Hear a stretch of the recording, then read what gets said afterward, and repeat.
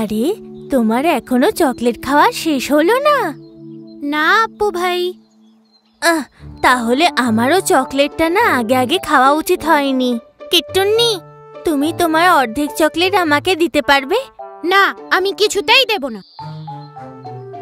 যদি তুমি তোমার চকলেট থেকে অর্ধেকটা আমায় দাও তাহলে তোমার জন্য পাকা জাম পারবো। তুমি আমার জন্য জাম পারবে? তুমি মিথ্যে কথা বলছো দাদা। বড়রা কখনো মিথ্যে কথা বলে না। আমি মিথ্যে বলছি না কিট্টু, আমি সত্যিই বলছি।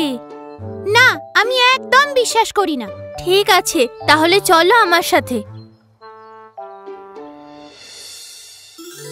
ওই দেখো কিট্টু, ওই গাছে কত জাম রয়েছে। হ্যাঁ দাদা, কত জাম হয়েছে। চলো না দাদা, কয়েকটা পারি। কেন নয়, তোমার যতটা লাগবে আমি ততটাই পারবো। প্রথমে আমায় চকলেট দাও।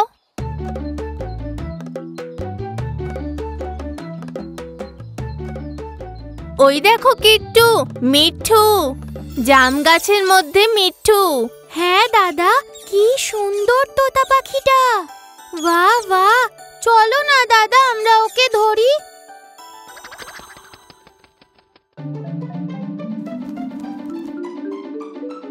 ওই দেখো কিট্টু, মিঠু ওই নারকেল গাছটায় চলে গেল। ওকে আমার চাই। চলো তাহলে, গাছে উঠতে পারে ওই কানারুন কাকুকে বলি। চলো।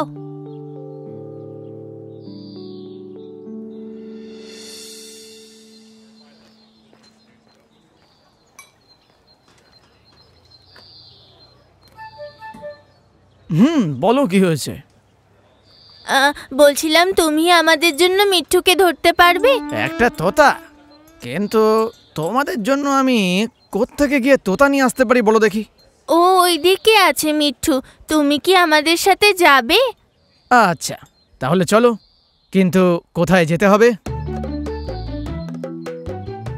কারান্না কাকুর সাথে কিট্টুন্নি আর আপ্পুন্নি জাম গাছটার উদ্দেশ্যে রওনা হয়ে গেল। কিট্টুন্নি শুকিয়ে যাওয়া একটা নারকেল গাছের দিকে হাত দেখিয়ে বলল, ওই তোতা ওই গাছে আছে।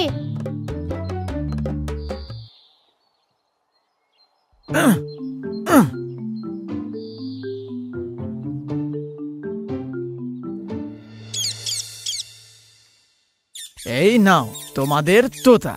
তবে একে রাখবার জন্য কোনো খাঁচা আছে তো? হ্যাঁ, আমাদের কাছে খাঁচা আছে। আমাদের কাছে বিড়ালের খাঁচা আছে। মিঠু পাওয়া গেছে, মিঠু পাওয়া গেছে, সবুজ সবুজ মিঠু পাওয়া গেছে। মিঠু পাওয়া গেছে, মিঠু পাওয়া গেছে, সবুজ সবুজ মিঠু পাওয়া গেছে। দুধ দেব আমি ওকে, ফল দেব আমি ওকে। মিঠু পাওয়া গেছে, মিঠু পাওয়া গেছে, সবুজ সবুজ মিঠু পাওয়া গেছে। এই দেখো মিঠু, এই দেখ তোর জন্য আমরা কি নিয়ে এসেছি।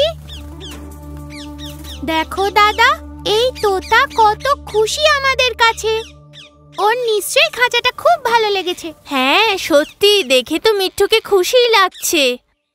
এই পুরো ঘটনাটা একটা বিড়াল বসে চুপচাপ দেখছিল। আর যেই আপ্পুন্নি আর কিট্টুন্নি ওখান থেকে বেরিয়ে গেল, ওই বিড়ালটা ওই তোতা পাখির কাছে এলো। আর সেই পাখি ওই বিড়ালটাকে দেখে ঘাবড়ে গেল। ভয় পেও না, ভয় পেও না, আমি তো শুধু দেখতে এসেছি যে আমার খাঁচায় কে আছে। বন্ধু, তুমি আমার সাহায্য করবে? কি সাহায্য করব আমি? তুমি আমায় বাইরে বার করতে পারবে? তুমি চাইলে এখান থেকে বেরোতে পারো। আমি এর আগেও এর বাইরে গেছি। আরে বন্ধু, ওই বাচ্চারা আমাকে এই খাঁচায় বন্দি করেছে। আমি বাইরে বেরোতে পারবো না। ও, এই ব্যাপার খুব খারাপ হয়েছে বেচারা। আমি সাহায্য করতে পারবো না, আমি তো তালা ভাঙতেই পারি না। আরে বন্ধু, আমাকে আকাশে অনেকটা উঠতে হবে। আমি একটা নিষ্পাপ পাখি।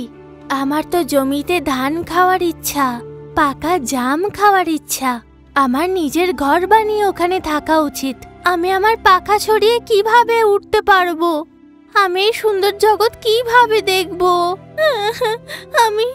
আমি এখন আচ্ছা, আমি তোমায় একটা রাস্তা বলতে পারি, কিন্তু তোমাকে তার জন্য অ্যাক্টিং করতে হবে। তার জন্য তোমাকে 2 দিন না খেয়েও থাকতে হবে। তুমি পারবে? ঠিক আছে, এখান থেকে বেরোনোর জন্য আমি যা খুশি তাই করতে রাজি আছি। কখনো কেউ খাবার দিলে একদম খাবে না, একটাও কথা বলবে না। এইসব কথাগুলো বলে কুড়ুম্বি বিল্লি ওখান থেকে চলে গেল। পরের দিন সকালবেলায় আপ্পুন্নি আর কুট্টুন্নি যখন ওখানে এলো, তখন দেখল যে তোতা পাখিটা ওখানে চুপচাপ বসে আছে। পাখিটা আগের দিন রাত্রেবেলা দেওয়া ফলটাও খায়নি। কি হয়েছে তোমার?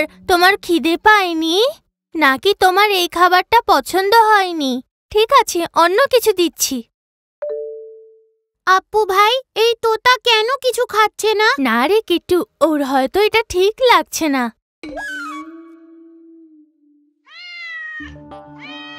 খাঁচাটা খুলে দাও দাদা।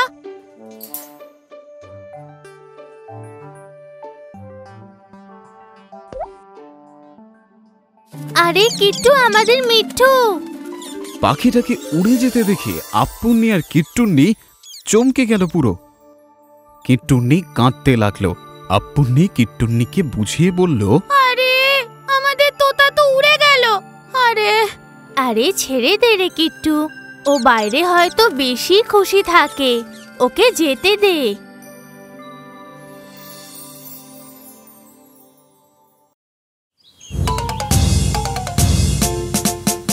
অনেক দিন আগে একটা জঙ্গলে একটা ভয়ঙ্কর বিড়ালের বাস ছিল।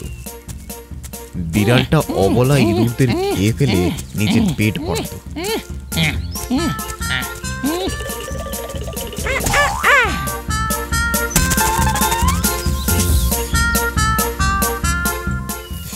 ও ভাই, আমাকে মেরো না।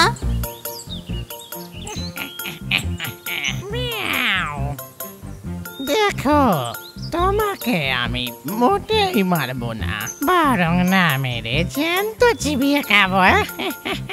মিয়াও। এভাবেই অনেক দিন কেটে গেল এবং বিড়ালটাও বুড়ো হয়ে গেল। আর এখন ইঁদুরদের ধরা ওর জন্য খুব কঠিন হয়ে পড়তে শুরু করলো।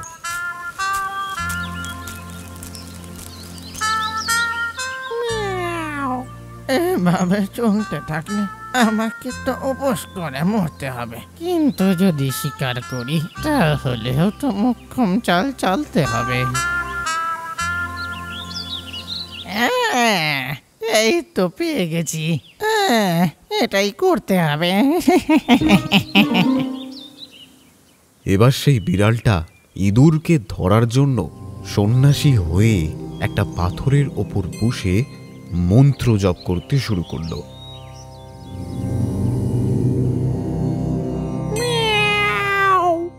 জঙ্গলায় নমো, ম্যাও ক্রিং, জঙ্গলায় নমো।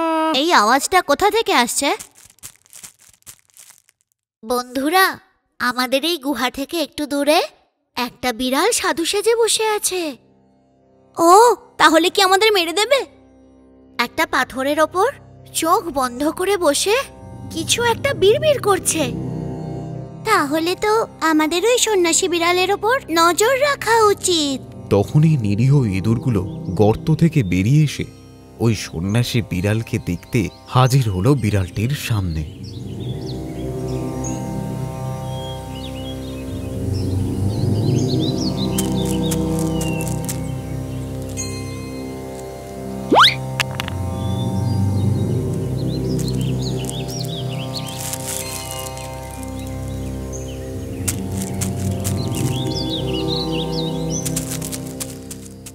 আমি ওই সন্ন্যাসী বিড়ালের সামনে চলে গেছিলাম, তাও আমাকে ধরতে এলো না।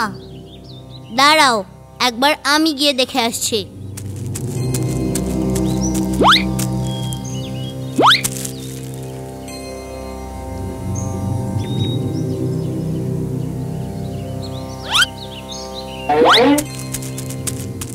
আমি ওকে দেখে গায়ে হাতও দিলাম, তবুও ও আমাকে ধরতে এলো না। আমার মনে হয় না ওই সন্ন্যাসী বিড়ালটা আমাদের ওপর আর কখনো হামলা করবে।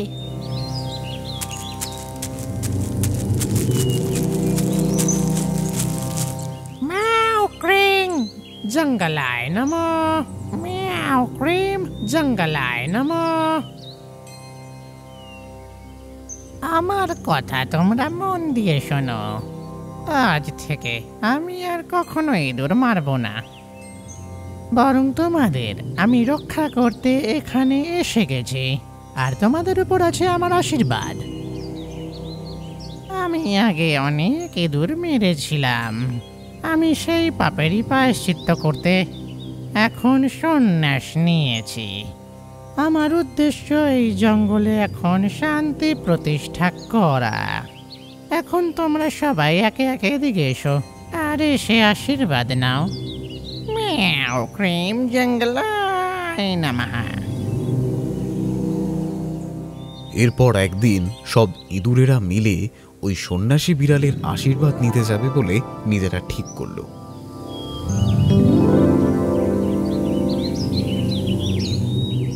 এভাবেই একদিন সন্ন্যাসীর সাথে দেখা করে ফিরবার সময় সন্ন্যাসী বিড়াল তাদেরকে পিছনে ডেকে বলে, শোনো, তোমরা সবাই আমার কথা শোনো। তোমরা সবাই একটু দাঁড়িয়ে যাও। কি হয়েছে স্বামীজি? তোমাদের সবার উপরে একটা বড় বিপদের ছায়া দেখতে পাচ্ছি। আরে কিরকম বিপদ স্বামীজি? পূর্বের ওই পাহাড়ের দিক থেকে তোমাদের উপরে একটা বিপদ ধেয়ে আসছে আমি দেখতে পাচ্ছি। স্বামীজি, তাহলে আমাদের কি করা উচিত? আরে ভয় পাওয়ার দরকার নেই। বিপদ কাটাতে চাইলে পেট পুজোর ব্যবস্থা করতে হবে। কি পুজো করতে হবে? আরে না না না না না না না, এটা ওরকম পুজো নয়। তাহলে তোমরা একটা বরং কাজ করো, এক এক করে আশ্রমে আসতে থাকো।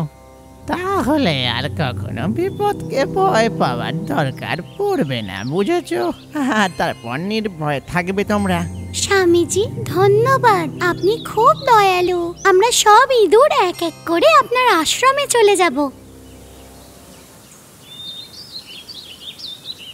এই জন্য প্রতিদিন শত্রু দমন পুজোর জন্য একে একে ইঁদুরেরা সাধু বিড়ালের আশ্রমে যেতে থাকে। এসো বৎস, এসো এই আশ্রমে এসো। মিয়াও, এসো এসো। আর অনেকদিন পর যখন সন্ন্যাসী বিড়ালের আশ্রম থেকে ইঁদুরেরা আর ফিরছিল না, তখন বাকি ইঁদুরদের কাছেও এই ব্যাপারটা বড় অদ্ভুত বলে মনে হলো। পুজোতে যারা গেছিল তারা তো ফেরত এলো না। স্বামীজি ওদের সঙ্গে কিছু করেনি তো? না না, পুজো হয়তো এখনো শেষ হয়নি। তাহলে আমরা নিজেরাই স্বামীজির আশ্রমে গিয়ে দেখে আসি। এরপর ইঁদুরেরা নিজেদের মনের সন্দেহ দূর করতে সোজা এসে উপস্থিত হয় সন্ন্যাসী বিড়ালের আশ্রমে। ম্যাও ক্রিং জঙ্গলায় নমঃ, ম্যাও ক্রিং জঙ্গলায় নমঃ। স্বামীজি, পুজোতে যেসব বন্ধুরা এসেছিল তারা এখনো ফেরত এলো না কেন?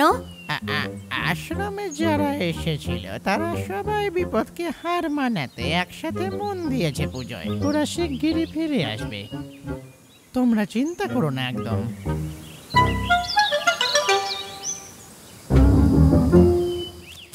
শোনো বন্ধুরা, ব্যাপারটা কিন্তু সুবিধার লাগলো না। এটার একটা তদন্ত করতে হবে। এরপর ওই তিনজন ইঁদুর মিলে সন্ন্যাসী বিড়ালের আশ্রম পর্যন্ত একটা গর্ত খুঁড়তে শুরু করে।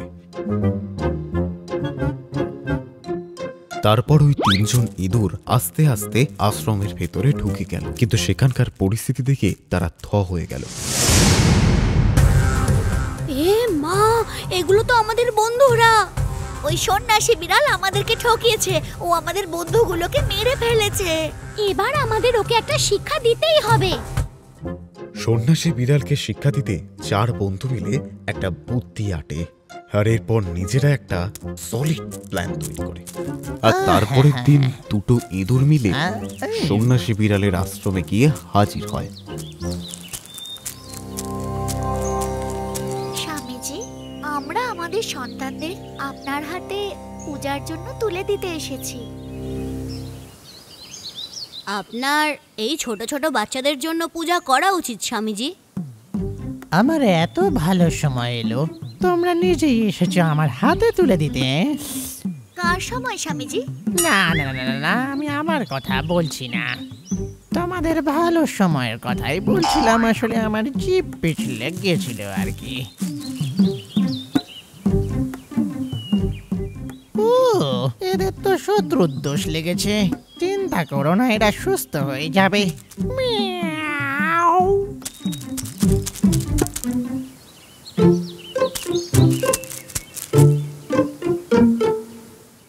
ঠিক কিছুক্ষণ পরেই সেই সন্ন্যাসী বিড়াল আশ্রম থেকে ছুটে বেরিয়ে গিয়ে আসতে লাগলো। ও স্বামীজি, কি হয়েছে? শত্রুদোষ শেষ হয়ে গেছে নাকি? আসলে খাওয়ার আগে সন্ন্যাসী বিড়াল এটা বুঝতে পারিনি যে ইঁদুরগুলো ইঁদুর নয়, একটা আঠার গোলা দিয়েছে। বিড়াল বিড়াল সন্ন্যাসী বিড়াল পেলো পেলো পেলো পেলো শাস্তি পেলো।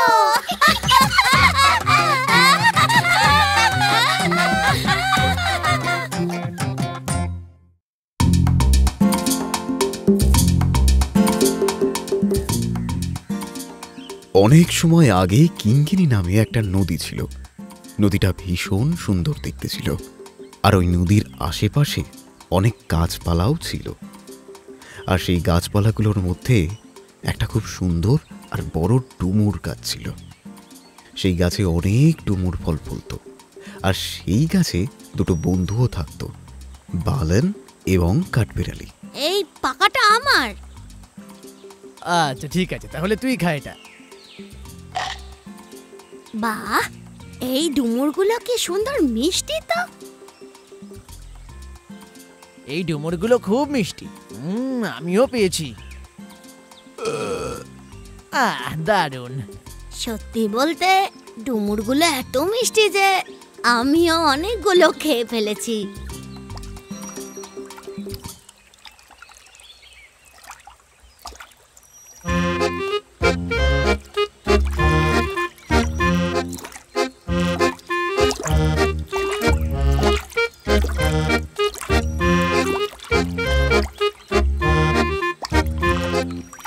আমাকেও ডুমুর দেবে নাকি?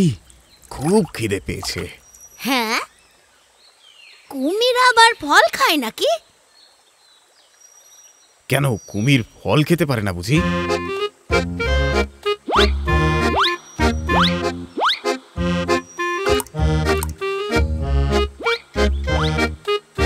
ভায়া, ফলগুলো খুব মিষ্টি, আর কয়েকটা পাওয়া যাবে? হ্যাঁ হ্যাঁ, খাও খাও, পেট ভরে খাও ভালো করে। আহা, ধন্যবাদ বন্ধু, আমার পেট ভরে গেছে, এবার আমি আসি। হ্যাঁ ঠিক আছে, কিন্তু তোমার নাম কি? মুরুক্কান আমার নাম। আর তোমার নাম কি? আমার নাম বালন, আর এর নাম হলো কান্নান। ঠিক আছে বন্ধুগণ, আবার দেখা হবে। হ্যাঁ বন্ধু, এসো।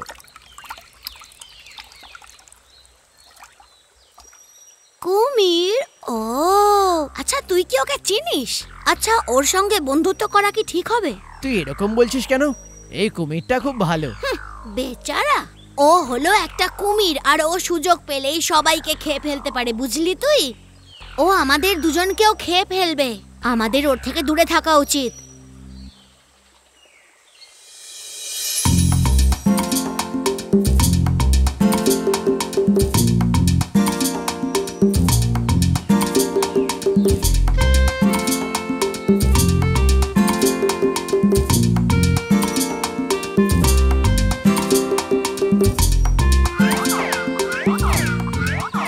আরে বাহ, ওই ঝিলের পাশে পাহাড়ের গায়ে বেশ পাকা পাকা কলা ধরেছে, তুই দেখেছিস?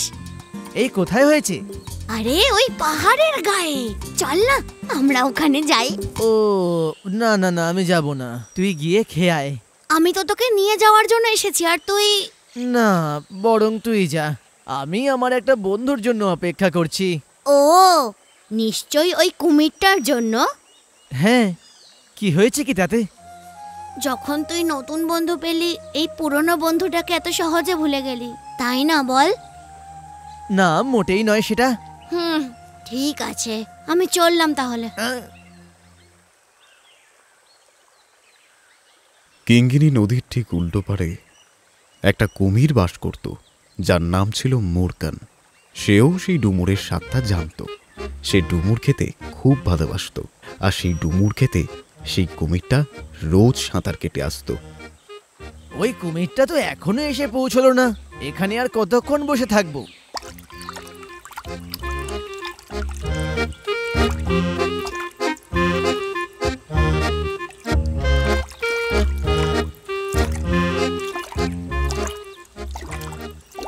অনেকক্ষণ ধরে অপেক্ষা করছো বুঝি? আবার কি, এই ডুমুরগুলোকে সঙ্গে নিয়ে তোমার জন্য কতক্ষণ বসে আছি জানো? ক্ষমা করবে বন্ধু, একটু আটকে গেছিলাম কাজে।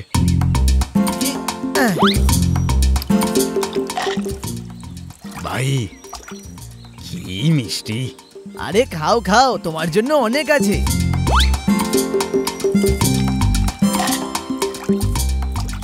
কি মিষ্টি ভাই! আজ আমার ডুমুরের আরো আর একটা থোকা চাই, দেবে? কেন বলো তো? ঘরে বসে আরাম করে করে খাবে বুঝি? না ভাই, আমার বউয়ের লাগতো, মিলির জন্য। ও আচ্ছা আচ্ছা, তাহলে ঠিক আছে। তাহলে একটা কেন, দুটো থোকাই নিয়ে যাও। দাঁড়াও একটু। অনেক অনেক ধন্যবাদ বন্ধু।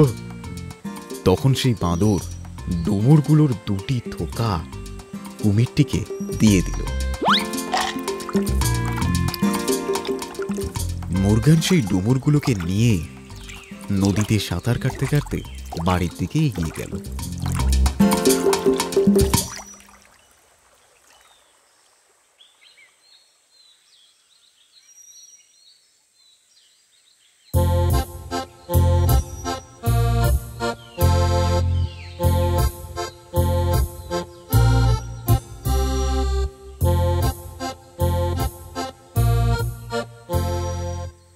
মিলি, এই দেখো তোমার জন্য আমি কি এনেছি। ডুমুরের থোকা, খেয়ে দেখো একবার।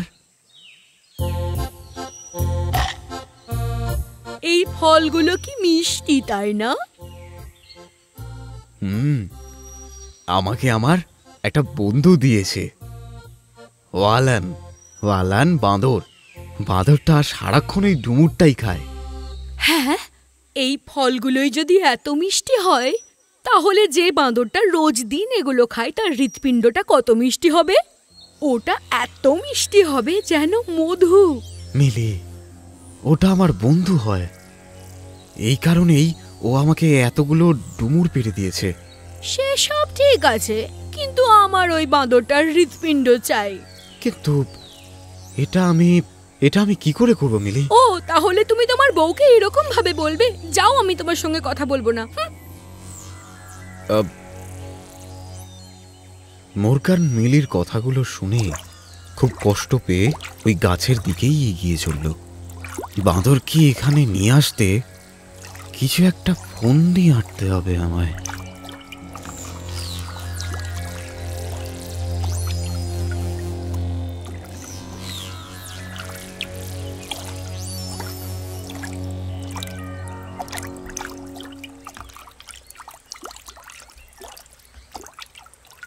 এই বন্ধু আলান। আরে বন্ধু, তুমি এসে গেছো? কি হয়েছে বলো? ডুমুর বুঝি কম পড়ে গেছে? না বন্ধু, তা নয়। এসো, আমার সাথে এসো। আমি যাব, কিন্তু কোথায় যাব? আমার বাড়িতে। ও আচ্ছা, তোমার বাড়িতে? আর কোথায়? আমার বাড়িতে। আমার বউ মিলি কিছুতে বাড়িতে টিকতেই দিচ্ছে না। যে কিনা এত সুন্দর ডুমুর দিল, তাকে একবার অন্তত আমাদের বাড়িতে নিয়ে এসো, এটাই বলে যাচ্ছে। আচ্ছা, তাহলে তোমার জন্য অনেক সুন্দর খাবার বানিয়েছে আমার বউ। ওখানে মিষ্টি খাবার আছে? সব কিছু আছে। তুমি একবার আমার বাড়িতে তো চলো। বাহ! তাহলে আমরা ওখানে যাব কি করে? জলে তো আমি যেতে পারবো না, আমি তো সাঁতার কাটতেও জানি না। আরে, তুমি আমার পিঠের উপর বসে পড়বে, আমি তোমায় আরামসে আমার বাড়িতে নিয়ে চলে আরে যাব। বাহ, এ তো দারুণ ব্যাপার। আমি জলের উপর দিয়ে যেতে পারবো, আর ওখানে গিয়ে ভালো মন্দ খাবারও পাবো। এসো এসো।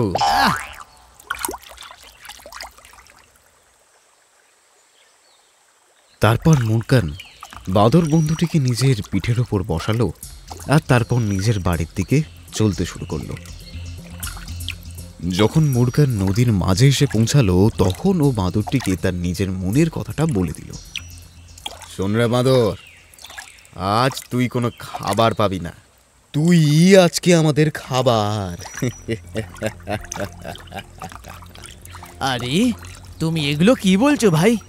তোকে খাবার খাওয়াবো বলে নিয়ে যাচ্ছি না রে, তাহলে আমার বউ মিলির তোর হৃৎপিণ্ডটা চাই, এই জন্য তোকে নিয়ে যাচ্ছি রে। ও হলো একটা কুমির আর ও সুযোগ পেলেই সবাইকে খেয়ে ফেলতে পারে, বুঝলি তুই? ও আমাদের দুজনকেও খেয়ে ফেলবে। এ বাবা, তুমি তো এইসব কথা আমাকে আগে বলনি। আচ্ছা শোনো, আমি এতগুলো ডুমুর পেড়ে নিয়ে এলাম, তাও আবার তোমার বউ মিলিকে উপহার দেওয়ার জন্য। ভালান বুঝতে পারলো যে কিছু না কিছু গন্ডগোল হচ্ছে, তাই ও কুমিরকে বলল, আমি আমার হৃৎপিণ্ড তোমার বউকে দেওয়ার জন্য তৈরি আছে, কিন্তু কিন্তু কি? যাতে আমার হৃৎপিণ্ড কেউ নিতে না পারে, ওই জন্য আমার হৃৎপিণ্ড আমি ডুমুর গাছের উপরে তুলে দিয়ে এসেছি, তাও আবার একটা পাত্রের মধ্যে। তুমি যদি আগে আমাকে বলতে তাহলে আমি ওটাকে নিয়েই আসতাম। তাহলে এখন কি করব আমরা? কি আর করব, চলো বরং গাছ থেকে সেটাকে পেড়ে নিয়ে আসি।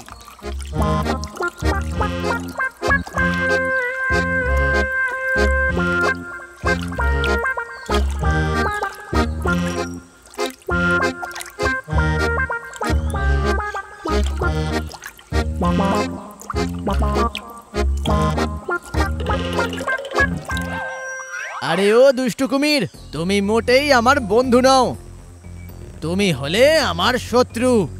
এই বাঁদর, তুই তাড়াতাড়ি তোর হৃৎপিণ্ডটা নিয়ে আয়।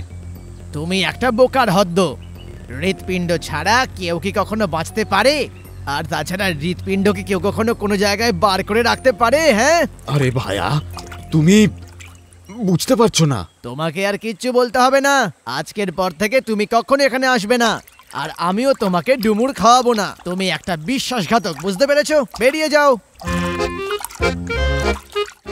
তারপর থেকে সেই বিশ্বাসঘাতক কুমিরটি কিঙ্গিনী নদী থেকে চলে গেল, আর তারপর আর কোনোদিনও সেখানে ফিরে আসেনি। আর এইদিকে বালান আর কাঠবেড়ালি দুজনেই ওই ডুমুর গাছে বসে খুব সুখে তাদের সারা জীবন কাটিয়ে দিল।